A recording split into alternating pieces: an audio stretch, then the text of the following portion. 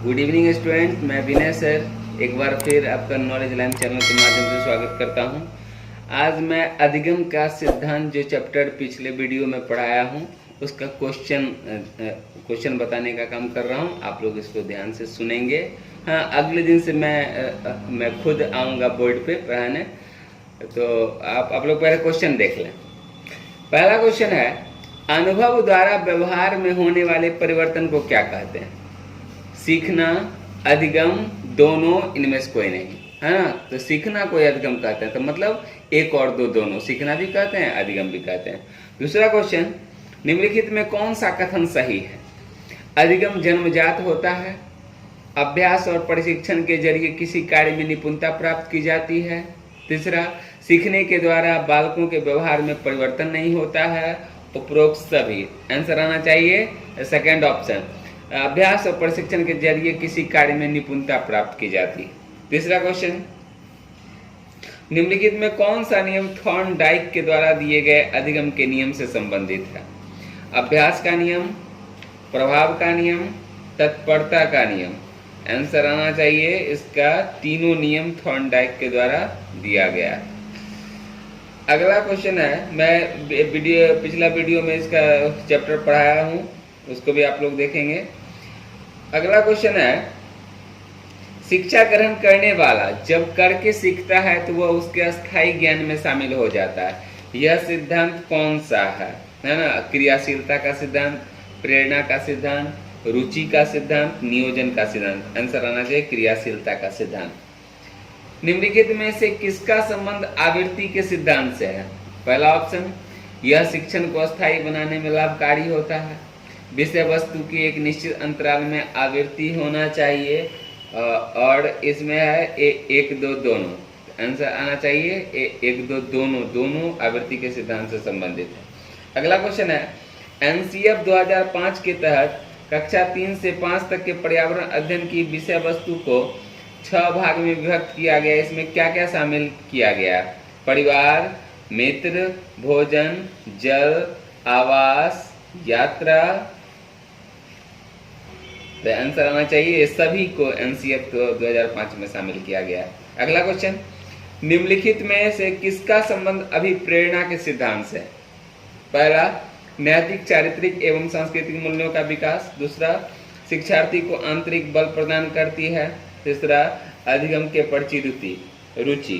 तो आंसर आना चाहिए तीनों का संबंध अभिप्रेरणा के सिद्धांत से।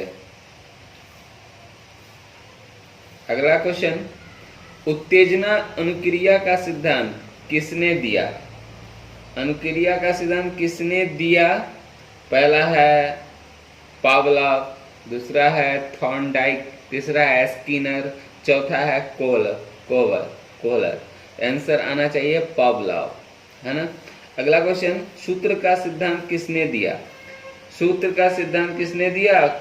Kohler, Skinner, Thorndike, Pavlov. Answer आना चाहिए कोहलर। अगला क्वेश्चन है, प्रयास और एवं भूल का सिद्धांत किसने दिया? ऑप्शन है थॉर्नडाइक, स्किनर, कोफ्का और पावलोव। आंसर आना चाहिए थॉर्नडाइक। अधिगम के प्रकार में क्या क्या शामिल होता है? पहला, संज्ञानात्मक अधिगम, भावात्मक अधिगम, कौशलात्मक अधिगम, जिसको क्रियात्मक अधिगम भी कहते हैं। चौथा, उपयोग सभी। तो आंसर आना चाहिए उपयोग सभी। रुचि के सिद्धांत में क्या क्या शामिल होता है? कहानियां, पहला ऑप्शन। दूसरा, कविताएं। तीसरा, पहेलियां। आंसर आना चाहिए तीनों। अगला क्वेश्चन, नियोजन के सिद्धांत में किन बातों पर विशेष ध्यान दिया जाता है? आंसर है ऑप्शन है अधिगम उद्देश्यों का निर्धारण, अधिगम उद्देश्यों की पहचान, कार्य विश्लेषण। तीनों को रखना पड़ता है। अगला क्वेश्चन, पर्यावरण की कक्षा में बच्चों के पर्यावरण संबंधी ज्ञान की परख के लिए निम्नलिखित में से क्या करना बेहतर होगा? बच्चों को पर्यावरण पर एक निबंध लिखने के लिए कहना, जल, भूमि, हवा एवं उसकी उपयोगिता के बारे में सामान्य प्रश्न पूछना। तीसरा, पर्यावरण प्रदूषण की अवधारणाओं के बारे में पूछना। चौथा, बच्चों को पर्यावरण की समझ नहीं होती है, इसलिए इसके बारे में कुछ नहीं पूछा जाना चाहिए। आंसर होगा जल, भूमि, हवा इत्यादि एवं उनकी उपयोगिता के बारे में सामान्य प्रश्न पूछना। अगला क्वेश्चन, प्रश्न उत्तर तकनीक पर्यावरण अध्ययन के शिक्षण में काफी प्रभावी होता है क्योंकि यह डैश को सुनिश्चित करता है। पहला, अधिक अनुशासित कक्षा। दूसरा, शिक्षार्थियों द्वारा सक्रिय सहभागिता। तीसरा, परीक्षा को बेहतर तरीके से करने संबंधी विद्यार्थियों की योग्यता। चौथा, विद्यार्थियों द्वारा अच्छी तैयारी के साथ कक्षा में आना। आंसर दूसरा होना चाहिए, शिक्षार्थियों द्वारा सक्रिय सहभागिता। अगला क्वेश्चन, इस उम्र में बालक पर्यावरण की विभिन्न घटनाओं जैसे वर्षा, भूकंप, तूफान, ऋतु परिवर्तन आदि की अवधारणाओं को समझ पाने में असमर्थ होता है। दिया गया उदाहरण किस आयु वर्ग के बच्चों के बारे में बताता है? 3 से 5 वर्ष, 5 से 7 वर्ष, 7 से 10 वर्ष, 8 से 14 वर्ष। आंसर आना चाहिए 5 से 7 वर्ष। यदि मेरा चैनल अच्छा लग ही रहा होगा, क्वेश्चन हम करवा रहे हैं, हर टॉपिक का क्वेश्चन बताएंगे, तो सब लोग जो सब्सक्राइब नहीं किए हैं सब्सक्राइब कर लें और लाइक कमेंट करें और दोस्तों में शेयर कर दें। चलिए अगला क्वेश्चन है, किन प्रश्नों के द्वारा बालक के पर्यावरण संबंधी ज्ञान को परखा जा सकता है? पहला, जंगल किसके लिए लाभकारी है? जंगल से हमें क्या प्राप्त होता है? खेतों से हमें क्या प्राप्त होता है ना? तो इसमें कौन कौन है? सभी का ज्ञान होना चाहिए, सभी आंसर हो जाएगा। चलिए निम्नलिखित कथनों पर विचार कीजिए। 8 से 14 वर्ष के बच्चों में अपने परिवेश के महत्व की समझ विकसित हो जाती है। इस आयु वर्ग में बच्चों में वर्गीकरण और विभेदीकरण संबंधी ज्ञान का भी विकास होता है। उपरोक्त में कौन सा कथन 8 से 14 वर्ष के आयु के वर्गों बच्चों के संबंध में सही है? तो आंसर आना चाहिए ये दोनों सही। चलो, बच्चों के व्यक्तिगत अनुभव को महत्व देने से पर्यावरण अध्ययन के कक्षाओं में शिक्षकों को क्या लाभ मिलता है? बच्चों के विशिष्ट अनुभवों को जानने में। दूसरा ऑप्शन, बच्चों के भाषा और संप्रेषण कुशलताओं को सुधारने और परिमार्जित करने में। उसकी ऊर्जा बचाने में क्योंकि बच्चे बातचीत करना पसंद करते हैं। चौथा, विषयों को बच्चों के अनुभव संसार से जोड़ने और विमर्श और सीखने को बढ़ावा देने में। आंसर आना चाहिए चौथा ऑप्शन सही है, विषय को बच्चों के अनुभव संसार से जोड़ने एवं विमर्श और सीखने को बढ़ावा देने में। अगला क्वेश्चन,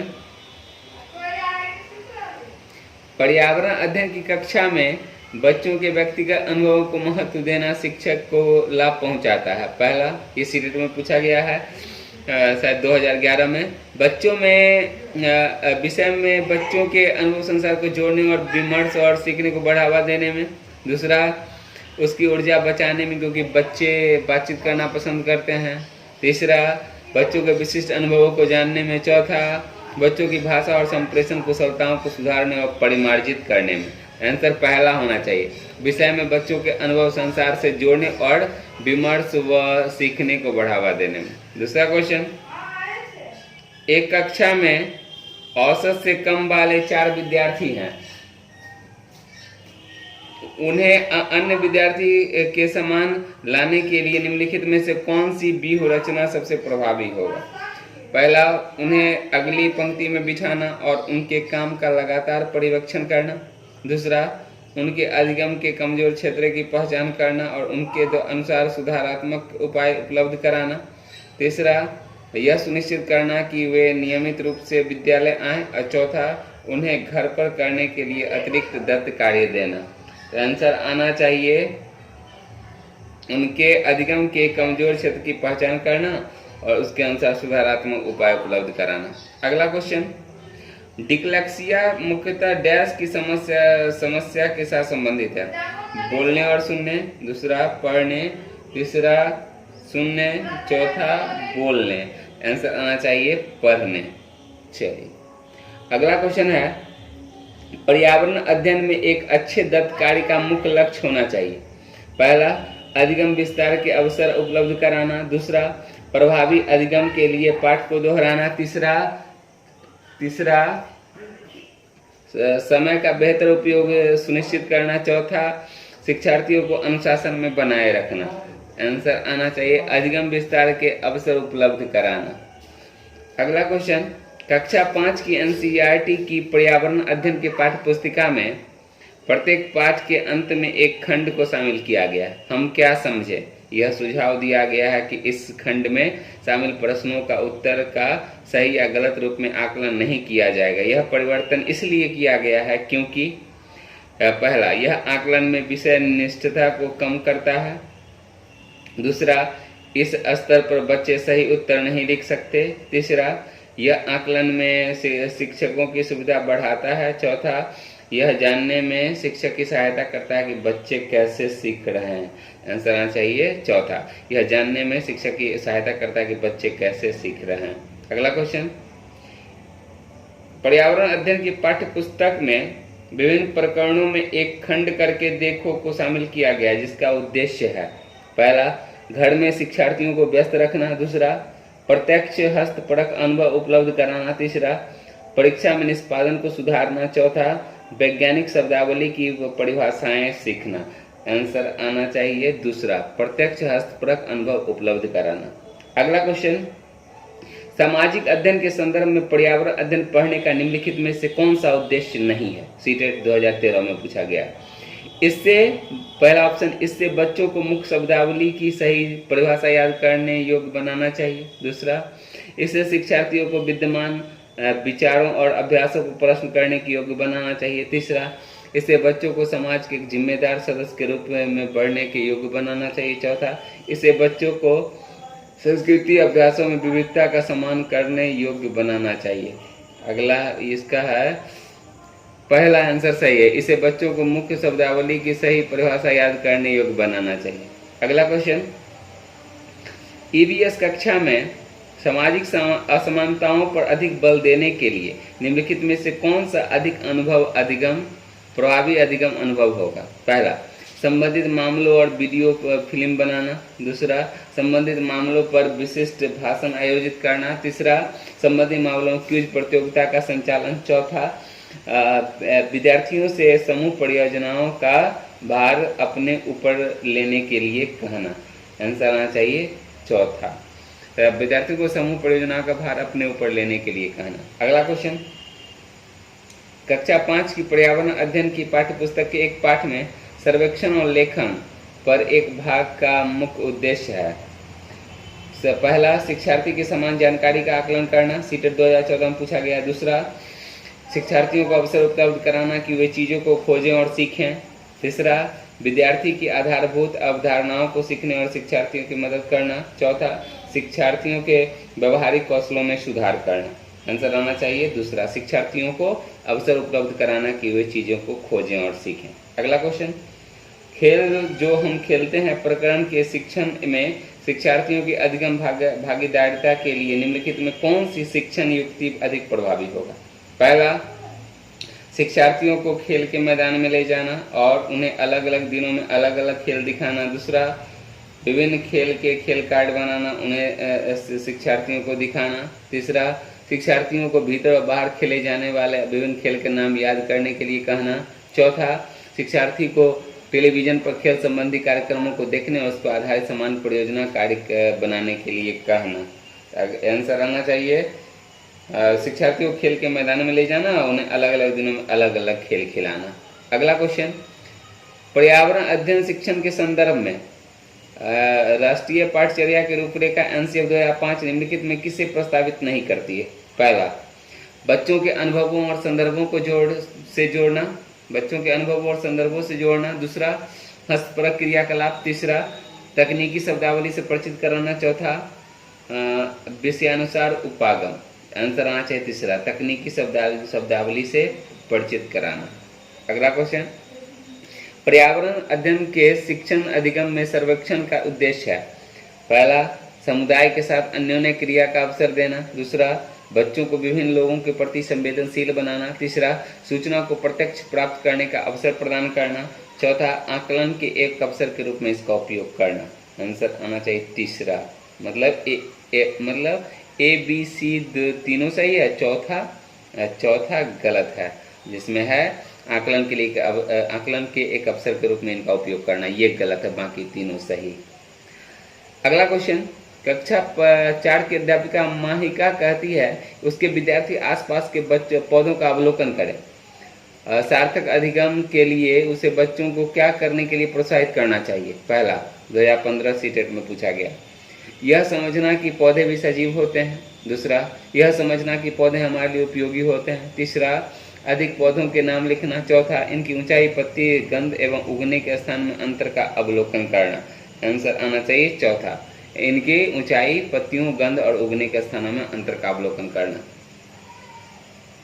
चलिए इस वीडियो को बार बार सुने और जितना बार सुनेंगे उतना क्वेश्चन आपका क्लियर होते जाएगा। एक क्वेश्चन और देख रहे हैं, भारत में प्रसिद्ध वनस्पति जात, प्राणी जात, फ्लोरा फौना के बारे में पढ़ाने के बाद विद्यालय द्वारा प्राथमिक कक्षाओं के विद्यार्थियों को रणथंभौर राष्ट्रीय उद्यान ले जाया जाता है जो राजस्थान में। यह डैश में विद्यार्थी की सहायता करेगा? पहला, प्रकृति के प्रति सम्मान विकसित करने में। दूसरा, कक्षीय अधिगम को वास्तविक जीवन स्थिति के साथ जोड़ने में। तीसरा, पर्यावरण संरक्षण के लिए कौशलों के विकास करने में। चौथा, बाहरी भ्रमण में दोस्तों के साथ मजा लेने में। आंसर आना चाहिए दूसरा, कक्षीय अधिगम को वास्तविक जीवन स्थिति के साथ जोड़ने में। और आपको वीडियो मेरा पसंद आ रहा होगा, प्लीज़ लाइक कर दें, सब्सक्राइब कर दें और जितना भी शेयर करना है उतना कर दें, जिससे आपके दोस्तों को भी लाभ हो सके। बार बार इसको देखें। धन्यवाद।